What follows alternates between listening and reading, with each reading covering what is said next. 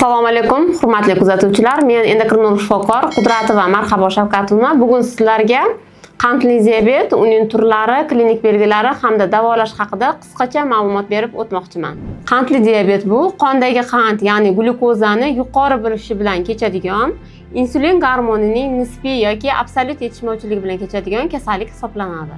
Qandli diabetning birinchi hamda ikkinchi turlari mavjud. Bu qandli diabetning birinchi turi ko'proq 35 yoshdan kichkina bo'lgan insonlarda, ya'ni bolalar hamda o'smirlarda.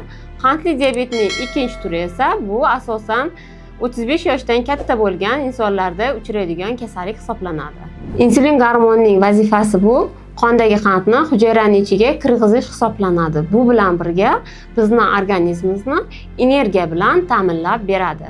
Qandli diabet sabablari bu birinchi turda asosan autoimmun jarayon tufayli oshqozon osti bezining jarohatlanishi tushuniladi va buni hisobiga qonda insulin gormoni umuman yetishmaydi. Ikkinchi turda esa asosan bunda insulin rezistentlik hisoblanadi.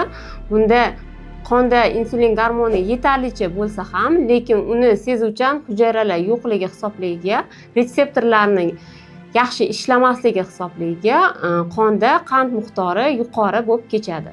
Qandli diabetda asosan bemorlarimizni og'iz qurish, chanqash, ko'p tez peshobga chiqish bezovta qiladi.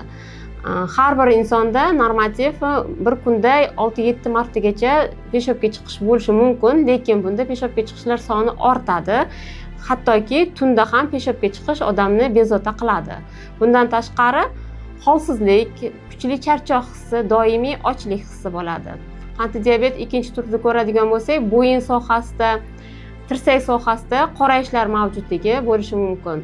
Bundan tashqari ko'rishning xiralashishi, butun badanda uyushishlar bezovta qilishi mumkin. Ko'pchilikni qiziqtiradigan savol, qondagi qand o'zi normada nechigacha bo'lishi kerak?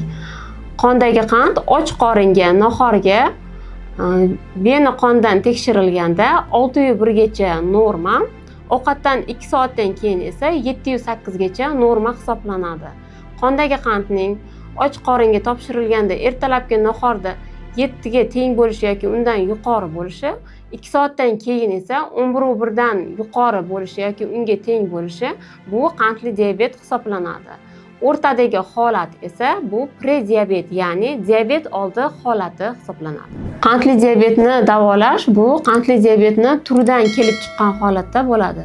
Qandli diabet birinchi turda boya sabablarni aytganda autoimmun jarayon hisobiga qondagi insulin gormoni yetishmovchiligi hisobiga kelib chiqqani uchun qandli diabet birinchi turda davolash asosan parhez, jismoniy harakat hamda gormon terapiya, ya'ni insulin terapiya bilan birgalikda kechadi. Qandli diabet ikkinchi turimiz bu bemorlarimiz ortiqcha vaznga ega bo'lganliklari sababli hamda ularda sababda insulin rezistentlik yotganligi uchun bu bemorlarimizga albatta birinchi o'rinda parhez, jismoniy harakat hamda qondagi qand miqdorini tushiruvchi dori vositalari tavsiya etiladi. Bundan tashqari hozirgi kunda qandli diabet ikkinchi turlarini davolashda xirurgik, ya'ni bariatrik davolash ham juda ham ko'p qo'llanilmoqda. Qandli diabet ikkinchi turda asosan bariatriya bu ortiqcha vaznga ega bo'lgan insonlarda qo'llaniladi.